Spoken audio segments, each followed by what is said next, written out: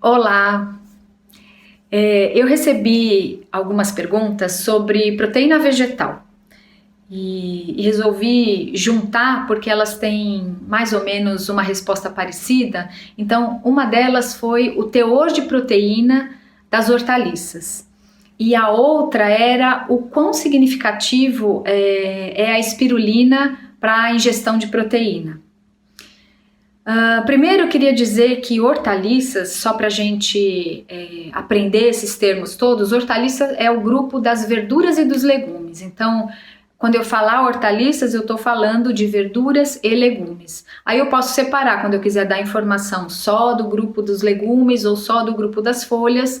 Em algum momento aí de vídeos ou anteriores ou daqui para frente, a gente vai saber que tem algumas diferenças aí. Então, dito isso, as hortaliças, elas não são fontes de proteína, elas têm um baixo teor proteico. Elas são fontes essencialmente de vitaminas, minerais, fibras e antioxidantes.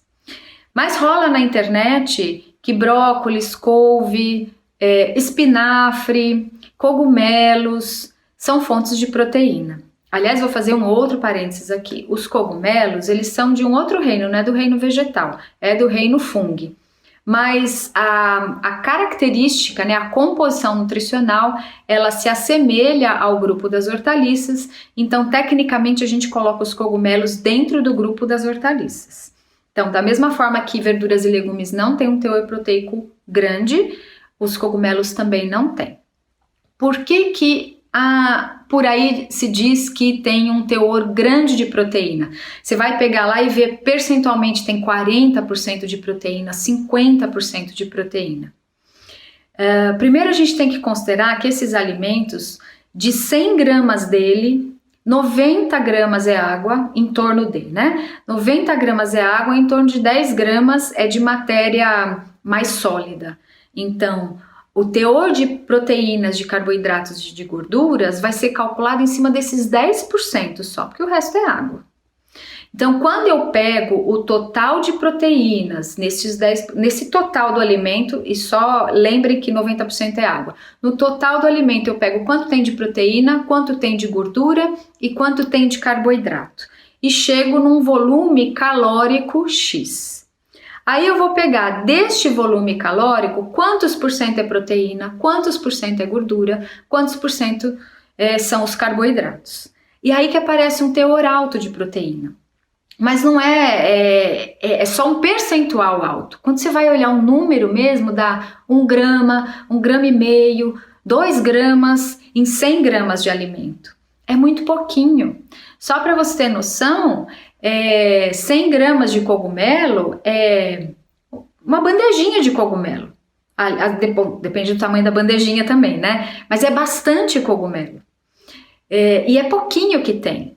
Agora, se a gente pegar 100 gramas de feijão, vai ter aí em torno de 25 gramas de proteína se for um feijão cru e 10 gramas de proteína se for um feijão cozido. Né? Então, se eu pego 100 gramas de um alimento, vai ter 1 grama, que é o caso das hortaliças, dos cogumelos. Se eu pego uma leguminosa, que é considerada uma boa fonte de proteína vegetal, aí eu vou ter ela crua ou cozida, que tem diferenças, a gente também vai falar alguma coisa aí, se a gente já não falou em vídeos anteriores. Então, não dá para comparar 25 gramas de proteína com 1 grama de proteína. Tá?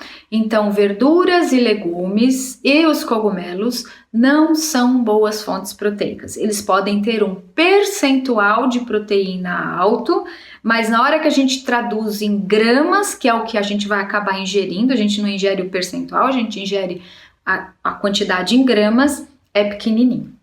O mesmo vale para a espirulina, para a clorela, para essas algas de forma geral. Então, em 100 gramas de espirulina, eu tenho, de verdade, ali eu tenho um bom teor de proteína. Mas para eu comer 100 gramas de espirulina, mais vai comprimidinho de espirulina, que é um monte, não dá para você consumir ao longo de um dia.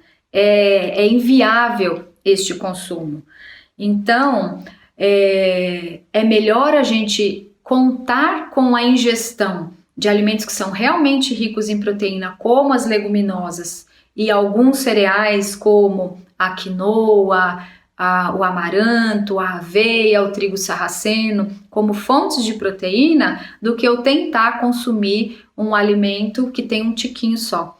Se eu comer um montão de verduras e legumes, eu vou comer um montão de fibra, um montão de vitamina e mineral, mas eu não vou conseguir atingir uma quantidade que seja suficiente para chegar pertinho, por exemplo, dos feijões, tá? Então, sempre considere a fonte de proteína, as leguminosas e alguns cereais, contando também com algumas castanhas e tudo mais, mas essencialmente são as leguminosas.